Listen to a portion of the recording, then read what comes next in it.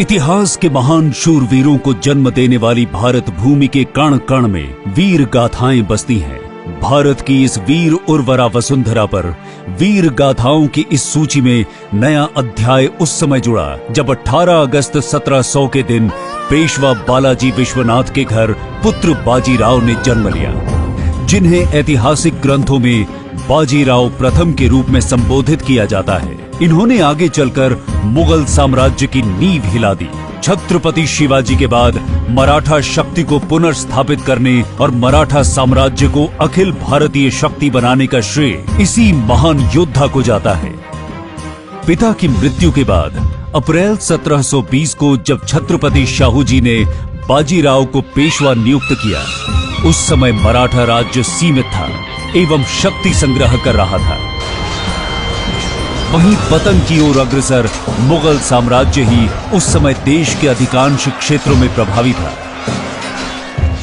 लेकिन बाजीराव ने मुगल साम्राज्य का सटीक आंकलन करते हुए छत्रपति से आग्रह किया, हमें इस जर्जर वृक्ष के तने पर आक्रमण करना चाहिए, शाखाएं तो स्वयं ही गिर जाएंगी। अपनी इस रणनीति के द्वारा पेशवा बाजीराव जब मराठा साम्राज्य को विस्तार दे रहे थे, उसी समय निजाम चिनकुलिच खान, जो मराठा साम्राज्य का सबसे बड़ा शत्रु बनकर उभर रहा था, उसे 28 फरवरी 1728 को महाराष्ट्र के पालखेड़ में एक भीषण युद्ध में हराकर उसकी आक्रामकता को विराम दिया। ये एक ऐसी विजय थी जो आज भी सैन्य विशेषज्ञों को आश्चर्यचकित करती है।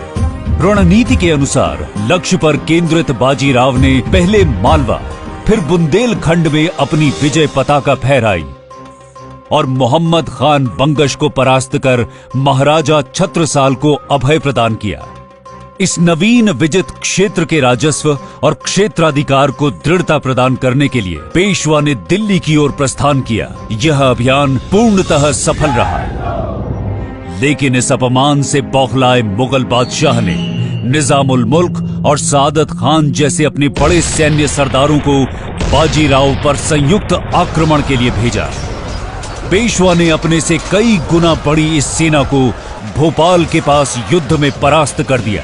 इसके परिणाम स्वरूप तुराहा सराय की संधि के द्वारा मालवा के साथ नर्मदा और चंबल के क्षेत्र भी मराठा राज्य में सम्मिलित कर लिए गए।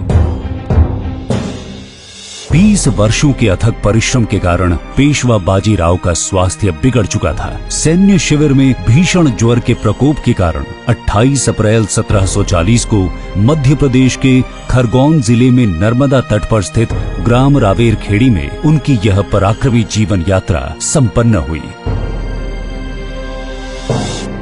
ऐसे वीर प्रतापी अजेय योद्धा, कुशल रणनीतिकार एवं भारत के सच्चे सपूत पेशवा बाजीराव प्रथम को मध्य प्रदेश की धरती नमन करती है।